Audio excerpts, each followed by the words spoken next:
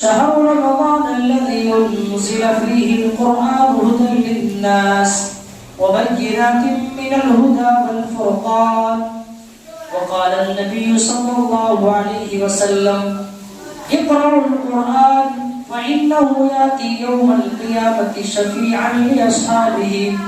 رب اشرح لي صدري ويسر لي أمري واحلل عقدة من لساني يفقهوا قولي. اللهم رب زدنی علما.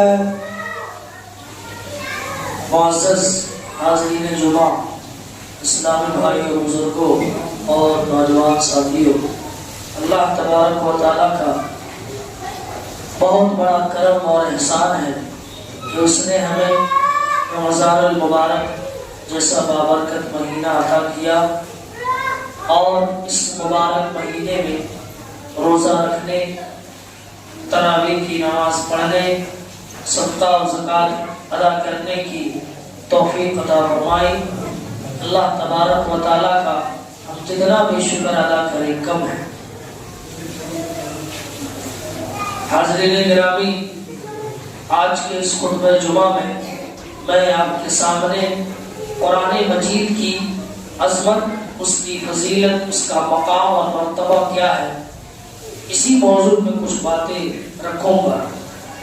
اور اس لیے بھی کہ قرآن کا رمضان سے بڑا گہرا تعلق ہے۔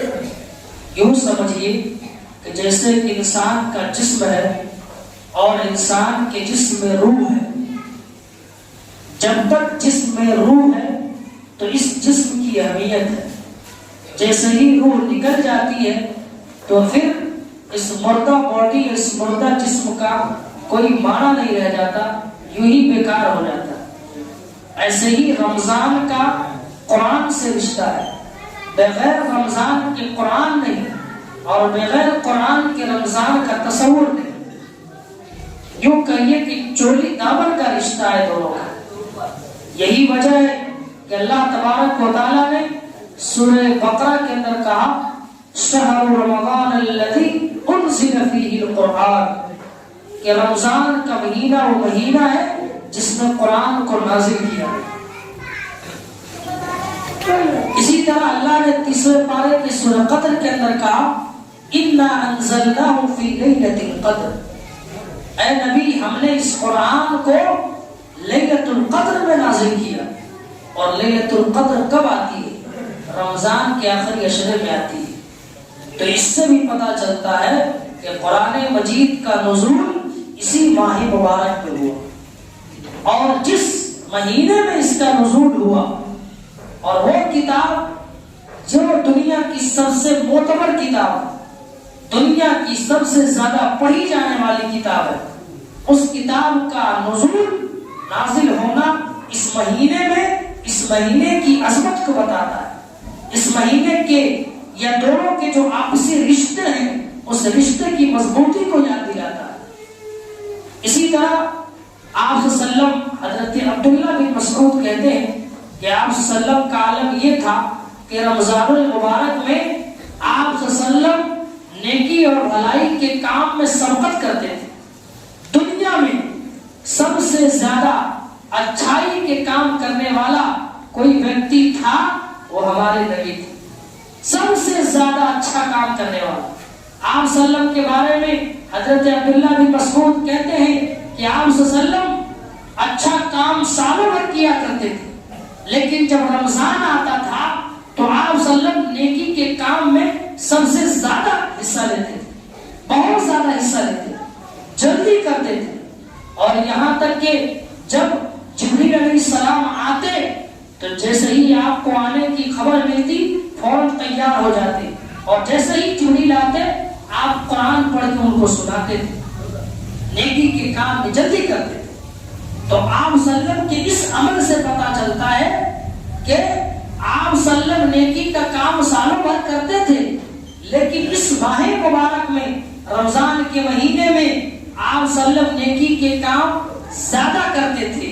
تو آپ کا طریقہ تھا کہ رمضان میں زیادہ نیکی کے کام کرتے تھے، تو ہمارے لیے بھی یہ سبق ملتا ہے کہ اور مہینوں کی بنسبت ہم اس مہینے میں زیادہ سے زیادہ اللہ کو یاد کریں، زیادہ سے زیادہ توبہ استغفار کریں، زیادہ سے زیادہ قرآن کی تلاوت کریں، زیادہ سے زیادہ صدقہ خیرات کریں، زیادہ سے زیادہ لوگوں کو اپنے ساتھ جوڑیں اور اللہ تبارک و تعالیٰ سے اپنا رشتہ مضبوط کریں۔ اس ماہ مبارک کی سب سے بڑی بات ہے وہ یہ ہے کہ اللہ تبارک و تعالیٰ نے اس ماہ مبارک میں قرآن جیسی کتاب کو نازل کی۔ اسی طرح اگر قرآن مجید کی بات کی جائے تو قرآن مجید واحد ایک ایسی کتاب ہے جو لوگوں کو سیدھا راستہ دکھلاتا ہے، سیدھے راستے کی رہنمائی کرتا ہے۔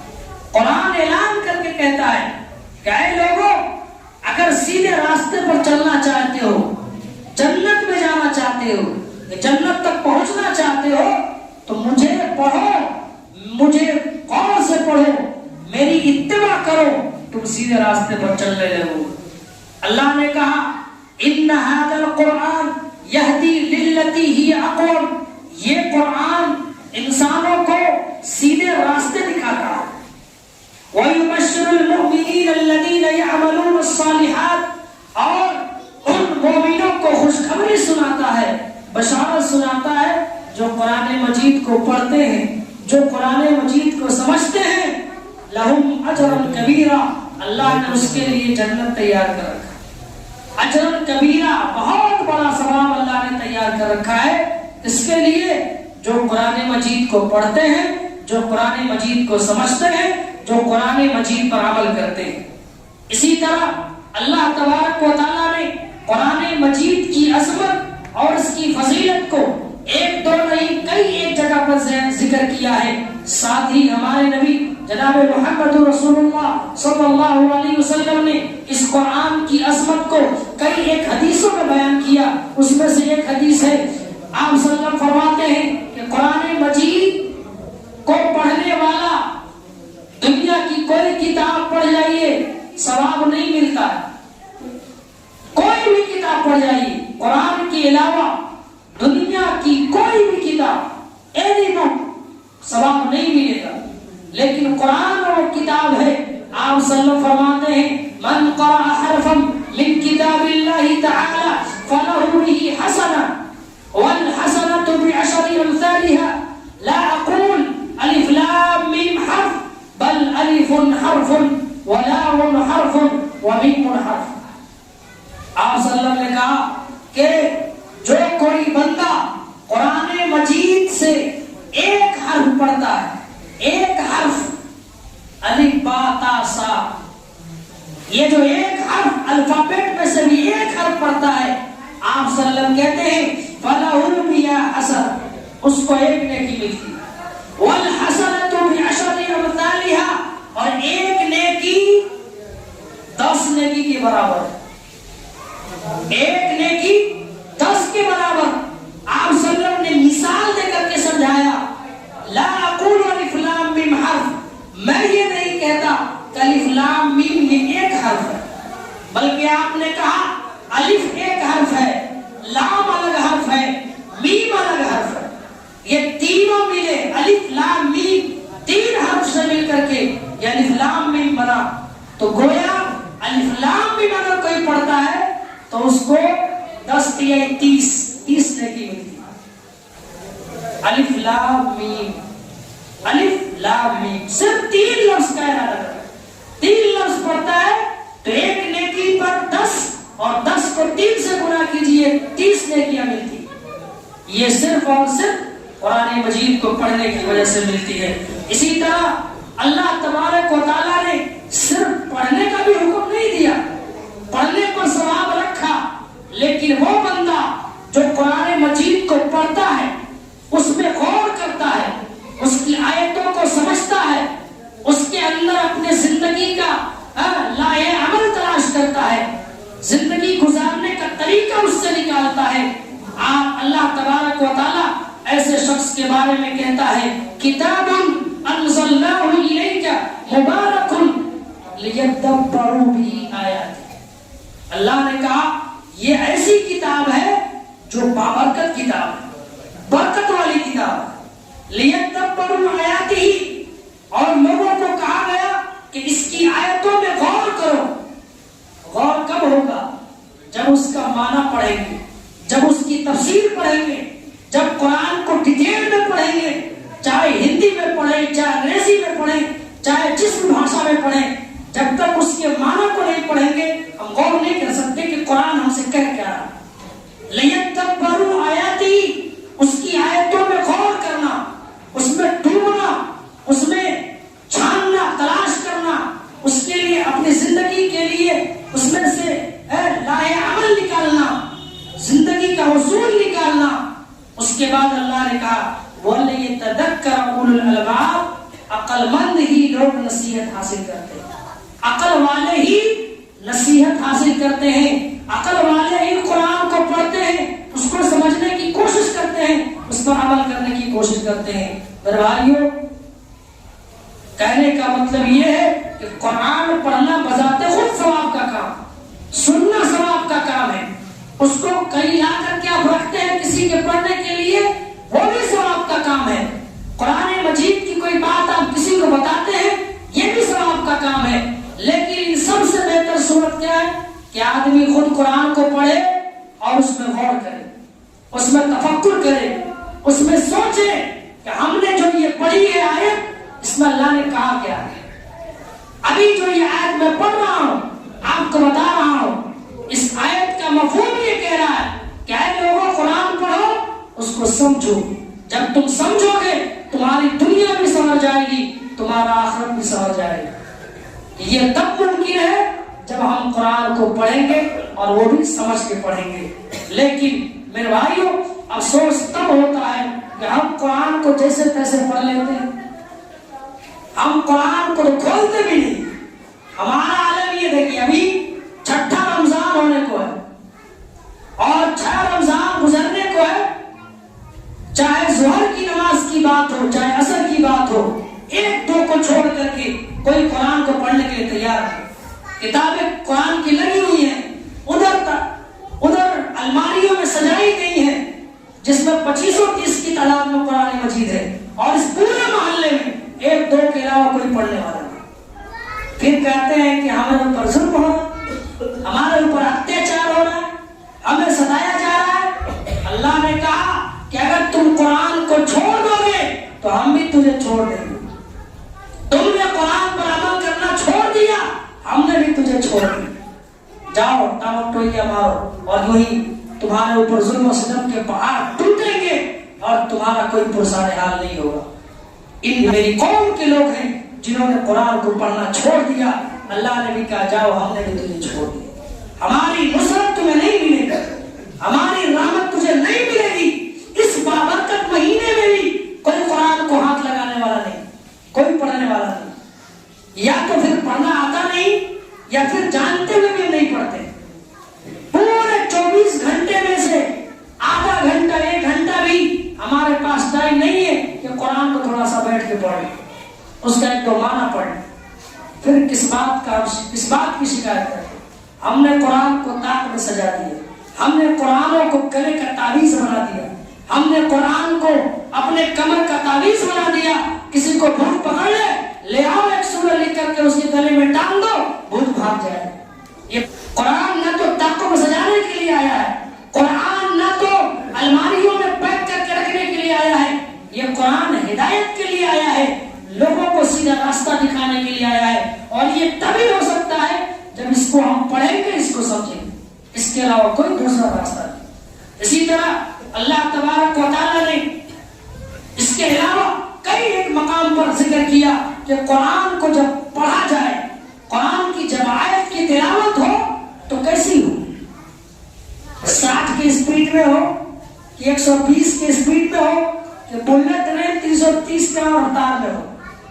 قرآن نے اعلان کیا، سورہ مزمل اٹھائیے 29واں پارہ، اللہ تعالیٰ کہتا ہے یا ایھا المزمل، اے چادر میں لپٹے ہوئے محمد، قم فانذر، کھڑے ہو جائیے اور اللہ سے ڈریے. وربک فکبر، اور اپنے رب کو یاد کیجئے، تہجد کی نماز پڑھیے. مفسرین نے لکھا کہ آپ صلی اللہ علیہ وسلم پر جب یہ 5 وقت کی نماز فرض نہیں تھی تو تہجد فرض تھی. رات میں اٹھ کے آپ تہجد پڑھتے تھے. کہتے ہیں کہ آپ صلی اللہ علیہ وسلم کو حکم دیا گیا اے محمد اٹھیے آدھی رات تک قیام کیجیے, آدھی رات کھڑے ہو کر کے نماز پڑھیے, اس سے تھوڑا کم پڑھیے یا اس سے تھوڑا زیادہ پڑھیے, لیکن اٹھیے رات میں تہجد کی نماز پڑھیے. ہم لوگ 1 گھنٹہ تراویح پڑھتے ہیں تو حالت ٹائٹ ہو جاتی ہے, دماغ ٹھکانا لگ جاتا ہے, ایسا لگتا ہے جیسے کتنا بوجھ برداشت کر کے بوجھا اٹھا کے لائے تھے سر پہ, اس بوجھا کو اتار دیے ہیں, بس ہلکا ہو گیا مزاج. ہم بوجھ سمجھ کے پڑھتے, نماز بوجھ سمجھ کے پڑھنے کی چیز نہیں. نماز میں جب تک دل نہیں لگے گا, قرآن کی تاثیر کا عالم یہ ہے کہ قرآن اعلان کر کے کہتا ہے وَإِذَا تُلِيَتْ عَلَيْهِمْ آيَاتُهُ زَادَتْهُمْ ایمانا. قرآن کی جب آیتیں پڑھی جاتی ہیں تو مومن کا ایمان بڑھنے لگتا ہے, مومن کے رونگٹے کھڑے ہو جاتے ہیں, دل پر کپکپاہٹ آنے لگتی ہے, ایک الگ کیفیت طاری ہو جاتی ہے جب قرآن پڑھی جاتی ہے. لیکن افسوس ہوتا ہے کہ آج کل ہم جس طریقے سے سننے کے مزاج رکھتے ہیں, جس طریقے سے ہم قرآن کو سنتے ہیں, اس کو سن کے تو کبھی رونگٹا کھڑا نہیں ہو, اس کو سن کے کبھی دماغ من نہیں لگے نماز. یہ تو میں گارنٹی کے ساتھ کہہ سکتا ہوں. جس طریقے سے پڑھا جاتا ہے یہاں ہو یا اس کے علاوہ اس پورے علاقے کی بات کہہ رہا ہوں, جس رفتار سے جس تیزی سے پڑھا جاتا ہے اس رفتار سے پڑھنے میں کبھی بھی نماز میں من لگے نہیں کرے.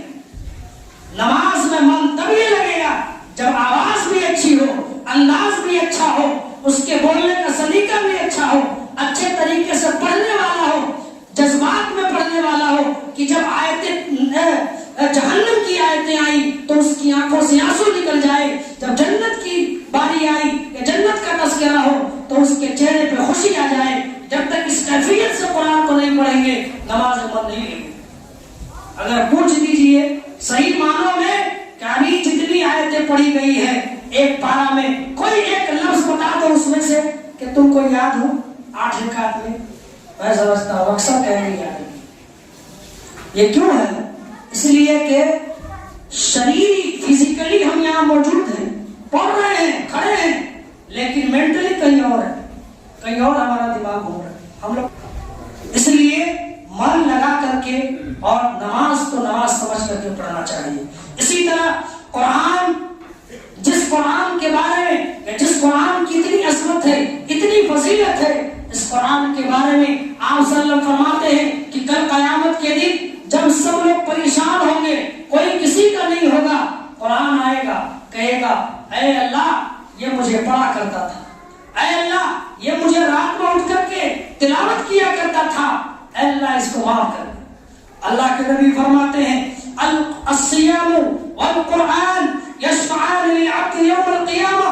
قرآن اور روزہ دونوں آئے گا قیامت کے دن, کہے گا اے اللہ, قرآن کیا کہے گا, یقول القرآن اے ربی منعته النوم فصفینی فی.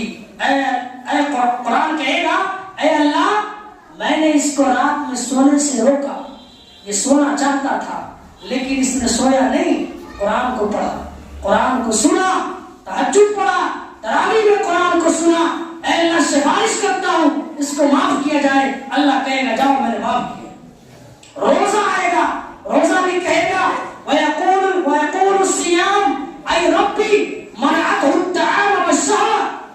اے اللہ اس نے روزے کہے گا اے اللہ اس نے کھانے سے روکا, اس نے خود کو کھانے سے بچایا, اس نے خود کو شہوات سے بچایا, ہم بستری سے بچایا.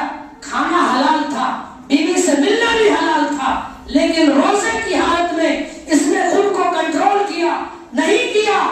اے اللہ میں سفارش کر رہا ہوں, اس کی سفارش قبول فرما. حدیث کا الفاظ ہے قال فیصفعان, دونوں کی سفارش قبول, دونوں کی بات سنی جائے گی اور اللہ دونوں کی سفارش قبول کر کے اس کو جنت میں داخل کرے گی. یہ کب ممکن ہے؟ جب ہم قرآن کو پڑھیں گے, جب ہم قرآن کی تلاوت کریں گے. ایسے بیٹھ کے اٹھا بیٹھی کر لینے سے کچھ نہیں, آئے فٹافٹ پڑھے چلتی. ہم جا کر کے باہر نکلتے ہیں گیٹ سے, مسجد سے, وہاں پہ کھڑے ہو کر کے لگ بھگ 15 منٹ 20 منٹ کپاسٹی کر 20-25 منٹ ایسے ہی نکل جائے. लेकिन 10 मिनट हमें बैठ के पढ़ने के लिए तैयार। कौन पढ़े? हम कह रहे कुरान इतना रखा हुआ, कौन पढ़े? फरिश्ता पढ़े कि शैतान आके पढ़े? कौन पढ़ेगा? सवाल है ना। कुरान जब इस महीने में नाज़िल हुआ, हमारी हिदायत के लिए आया, हमें सीधे रास्ते पर लाने के लिए आया, हमें अच्छाई की तरफ बुलाने के लिए आया, तो इस कुरान को हम कब पढ़े? अगर रमजान में मौका नहीं हाथ आ रहा, इसमें टाइम नहीं मिल रहा है, तो अब कब टाइम मिलेगा? इसलिए मेरे भाइयों, इस बात को अपने ज़हन के गृह में दबा करके इसको सेव करके रखिए कि इंशाअल्लाह आज से कुरान पढ़ने का एहतिमाम करेंगे। कहिए इंशाअल्लाह। जो भी हो, 10 आयत 5 आयत, सबसे आसान तरीका आज मोबाइल है, हर एक के पास एंड्रॉइड सेट है, आप कुरान डाउनलोड कर लीजिए। माना वाला कहिए तो माना वाला आपके साथ डाउनलोड हो जाएगा। अगर उसको ऑडियो में डाउनलोड करते हैं, ऑडियो में डाउनलोड हो जाएगा। जैसा चाहते हैं वैसा आपको आ जाएगा। अगर आप हरम मक्की के जो बड़े बड़े इमाम हैं, इमाम सुदैस है, इमाम जुरजानी है, या इसके अलावा और बहुत सारे अइम्मा हैं जो आज की तारीख में वहाँ के इमाम है, इमाम हरम के, मक्का के, उनकी भी हम चाहेंगे पूरी 300 पारा की ऑडियो आपको मिल जाए, बहुत आसानी से मिल जाए, माना के साथ मिल जाए। लेकिन जरूरत इस बात की है कि हम करने के लिए अगर तैयार हो तभी ये हो सकता है। इसी तरह कुरान की जब फजीलत की बात आती है, आप सल्लल्लाहु फरमाते हैं कि अगर कोई आदमी कुरान मजीद को अपने घर में पढ़ने का एहतिमाम करता है, वक्तन पढ़ता रहता है, तो शैतान उस घर से भाग जाता है।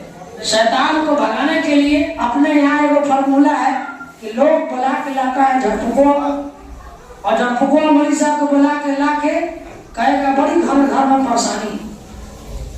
अब वो बेचारा क्या करे? वो कहता है कि हाँ लौंग सटाता है, वो कला है लौंग सटाने का, वो लौंग सटाएगा, कहेगा हाँ असर हो, शैतानी असर है। उसके लिए आपको करना क्या है कि 8,000 रुपया लगेगा, ये जैतून, उसके अलावा जाफरान और क्या क्या नाम लिख के देता है वो लिस्ट, ऐसा नाम लिख के देगा कि ये वो दुकान में वो सामान आपको मिलेगा नहीं, तो लास्ट में कहता है ये छोड़ा पैसा दे दे रहा, आप ही कीन लीजिए। और उसको मालूम है कहाँ मिलता है वो सब दवाई, जाता है लिया के लिख के लाएगा, उसको 2 पानी में फूंक देगा, 2 गति में फूंक करेगा और कहेगा फला दिन के हम आएंगे, एगो खूंटा वाला हलाएगा, एगो खूंटा वाला हलाएगा, एगो खूंटा वाला हलाएगा, एगो खूंटा वाला हलाएगा, यहाँ से रस्सी मारेगा वहाँ से रस्सी यहाँ, एगो आयत यहाँ पड़ेगा, 2 आयत वहाँ पड़ेगा, कहेगा कि आपके घर को बांध दिए, अब इसमें शैतान नहीं घुसे। पता चला कि बांध के गया, फिर शैतान उखड़ गया। कहाँ से आ गया भाई? तो हम 8,000 रुपया खर्च करके घर बनवाते हैं और यकीन भी रखते हैं कि भाग जाएगा, लेकिन फिर भी नहीं भागता कुरान। जबकि अल्लाह के नबी ने सही हदीस के अंदर फरमाया, आप सल्लल्लाहु फरमाते हैं कि अगर कोई शख्स कुरान मजीद को अपने घर में पढ़ने का एहतिमाम अगर करता है, तो अल्लाह के नबी ने कहा उस घर में कभी शैतान दाखिल हो ही नहीं सकता। आपने फरमाया ला तजअलू बुयूतकुम मकाबिरा, ऐ लोगों अपने घर को कब्रिस्तान न बनाओ, शमशान घाट न बनाओ, इसलिए कि फइन्न शैतान यनफिरु मिनल बैत अल्लज़ी फीही तुक़रा सूरतुल बक़रा, कि उस शैतान उस घर से भाग जाता है जिस घर में सूरह बकरा पढ़ी जाती है। और ये बुखारी की हदीस, कोई नजर पड़ने वाली हदीस। जिस घर में कुरान की तिलावत होती है, खास तौर से सूरह बकरा पढ़ी जाती है, उस घर में शैतान दाखिल नहीं हो सकता। तो मेरे भाइयों, इसको पढ़ने का एहतमाम किया जाए अगर शैतान से बचना चाहते हैं या शैतान से अपने घर को महफूज रखना चाहते हैं। इसी तरह ये जो कुरान मजीद है, इस कुरान मजीद की एक अजमत ये है, आप सल्लल्लाहु फरमाते हैं दुनिया का सबसे बेहतरीन आदमी वो है जो कुरान पढ़ता है और दूसरों को पढ़ाता है, कुरान सीखता है, दूसरों को सिखाता है। आप सल्लल्लाहु ने फरमाया खैरुकुम मन तअल्लमल कुरान व अल्लमहु, दुनिया का सबसे अच्छा व्यक्ति वो है जो कुरान को पढ़े, दूसरों को पढ़ाए, जो कुरान सीखे, दूसरों को सिखाए, जो कुरान को सीखने में काम करे, वो सबसे दुनिया का अच्छा है। कब? जब पढ़ेंगे तब। इसी तरह इस कुरान करीम की अज़मत की जब बात आती है قابل ذکر ہے کہ قرآن مجید کو جس نے بھی سینے سے لگایا، جس نے بھی اس میں غور و فکر کیا، اس کی دنیا بدل گئی، اس کی دنیا بدل گئی۔ آج کی تاریخ میں گوگل سرچ کیجئے کروم پہ جا کر کے، لکھیے کہ سب سے زیادہ اسلام کا گروتھ کہاں ہوا ہے۔ آج کی تاریخ میں آپ کو ملے گا سب سے زیادہ، جو سب سے بڑا اسلام کا دشمن کنٹری ہے امریکہ، یہود، آج وہاں پہ سب سے زیادہ اسلام بڑھ رہا ہے۔ کیوں؟ وہ لوگ چاہ رہے ہیں کہ قرآن پڑھ کے اس میں کمی نکالیں۔ پتا چلا کہ بیچارہ پڑھتے پڑھتے خود مسلمان ہو گیا۔ کیسے ہوا؟ غیر مسلم ہے، مسلمان نہیں ہے، لیکن وہ اس نیت سے قرآن پڑھ رہا ہے کہ اس میں کچھ کمی ملے تو اس کو ہائی لائٹ کریں گے، مسلمان کو بدنام کریں گے۔ پتا چلا قرآن پڑھتے پڑھتے اللہ نے ہدایت دی، مسلمان ہو جاتا ہے کلمہ پڑھ کے۔ ایک واقعہ بتا کر کے اپنی بات ختم کرتا ہوں۔ آئیے، آپ صلی اللہ علیہ وسلم کا زمانہ ہے، ابھی بہت کم مسلمان ہوئے تھے، بہت کم لوگ مسلمان ہوئے تھے۔ آپ صلی اللہ علیہ وسلم چپ کے ڈر ڈر کر کے اسلام کی دعوت پہنچاتے تھے، کبھی کسی کے گھر میں، کبھی کسی کے گھر میں، کسی کو پکڑ کر کے اعلان کر کے نہیں کرتے تھے تبلیغ، بلکہ چپ کے کرتے تھے۔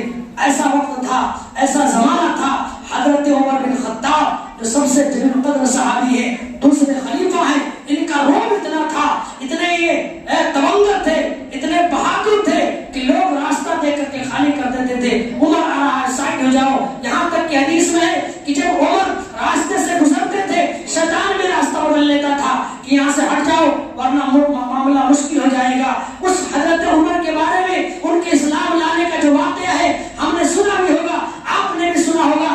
مختصر یہ ہے کہ حضرت عمر بن خطاب رضی اللہ تعالیٰ عنہ ابھی مسلمان نہیں ہوئے ہیں۔ آپ صلی اللہ علیہ وسلم کے بارے میں جب سنتے ہیں کہ یہ لوگوں کو بے دین کر رہے ہیں، اپنے دین کی طرف بلا رہے ہیں، غصے میں آتے ہیں، تلوار نکالتے ہیں اور کہتے ہیں کہ آج میں جا رہا ہوں، محمد کا سر قلم کر دوں گا اور نہ رہے گا باس نہ باجے گی بسری، محمد کا کام تمام کر دوں گا۔ اس ارادے سے، اس نیت سے نکلتے ہیں۔ راستے میں ملاقات ہوتی ہے حضرت نعیم بن عبداللہ سے، ان کی ملاقات ہوتی ہے۔ نعیم بن عبداللہ کہتے ہیں، اے عمر کیا بات ہے، تیرا رخ بدلا ہوا ہے، تیرا تیور بدلا ہوا ہے، کہاں کا ارادہ ہے؟ حضرت عمر کہتے ہیں، آج میں نے ٹھان لیا ہے جب تک محمد کی جان نہیں لوں گا تب تک میں چین سے نہیں بیٹھوں گا۔ نعیم بن عبداللہ کہتے ہیں کہ کیا بات ہے، آپ اگر اس کو قتل کر دیں گے تو کیا بنو ہاشم والے آپ کو چھوڑ دیں گے؟ تو حضرت عمر کہتے ہیں، لگتا ہے تو بے دین ہو گیا ہے، لگتا ہے تو بھی محمد کا کلمہ پڑھ لیا ہے۔ پھر حضرت نعیم بن حزام کہتے ہیں کہ اس سے بھی بڑی بات بتاؤں؟ کہا کیا بات ہے؟ کہا بات یہ ہے کہ تم محمد کے قتل کرنے کے در پہ ہو، تمہیں پتا ہے تمہارا بہنوئی اور تمہاری بہن بھی محمد کے کلمہ پڑھ چکی ہے۔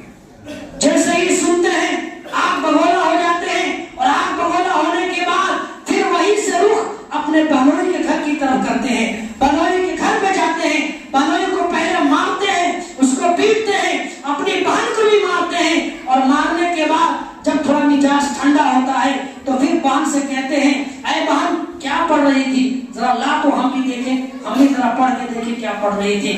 ان کی بہن کہتی ہے، اے عمر ابھی تو ناپاک ہے، پہلے غسل کر اس کے بعد تو پڑھے گا۔ پھر حضرت عمر جاتے ہیں، غسل کرتے ہیں، غسل کرنے کے بعد آتے ہیں، پھر حضرت جو ان کی بہن تھی وہ سورۃ طٰہٰ کی تلاوت کر رہی تھی۔ حضرت خباب صحابی رسول ہیں، وہ کہتے ہیں کہ میں یہ آیت کریمہ ان دونوں کو پڑھا رہا تھا۔ پھر جب غسل کر کے آتے ہیں، وہ آیت دیتی ہے کہ یہ آیتیں میں پڑھا رہی تھی۔ جب وہ ہاتھ میں لے کر کے پڑھنا شروع کرتے ہیں، ان کا ایمان بدلنے لگتا ہے اور کہنے پہ مجبور ہو جاتے ہیں، میں احسن ھذا الکلام اور اکرمتہ، کہ میں نے آج تک اتنا بہترین کلام نہیں سنا، میں نے آج تک اتنا مکرم کلام نہیں پڑھا، یہ کہتے ہیں اور وہیں سے رخ کرتے ہیں آپ صلی اللہ علیہ وسلم کے گھر کی طرف۔ وہاں جاتے ہیں اور جا کر کے وہاں جاتے ہیں اور آپ صلی اللہ علیہ وسلم کے ہاتھوں پہ کلمہ پڑھ کر کے مسلمان ہو جاتے ہیں۔ میرے بھائیوں، یہ وہ حضرت عمر ہے جن کا توتی چلتا تھا، جن کی بہادری کا ڈنکا بجتا تھا، جن کے सामने कोई टिकता नहीं था, कोई जबान नहीं खोलता था, इतने जलील कद्र सहाबी थे। इनका ये आलम है कि जब इन्होंने आपको मिटाने की कोशिश की, कुरान को मिटाने की कोशिश की, यही कुरान ने उनकी जिंदगी को बदल दिया, उनको मुसलमान बना दिया। ये कब मुमकिन हुआ? जब उन्होंने कुरान को पढ़ा, उसको समझा, तभी जाकर के उनकी जिंदगी बदली। अगर हम भी ये चाहते हैं कि हमारी जिंदगी बदल जाए, हमारी जिंदगी में खैर भलाई आए, रहमत के दरवाजे खुले और इस मुबारक महीने में हमारे अच्छे अमाल अल्लाह के सामने पेश किए जाए, तो हमारे लिए जरूरी है कि हम भी कुरान मजीद को पढ़ने का एहतमाम करें, हम भी कुरान मजीद से अपना दिल लगाए, तभी ये मुमकिन है, वरना ये मुमकिन नहीं है। आखिर में अल्लाह तबारक व तआला से दुआ करते हैं कि अल्लाह तबारक व तआला हम सबको कहने सुनने से ज्यादा अमल की तौफीक अता फरमाए।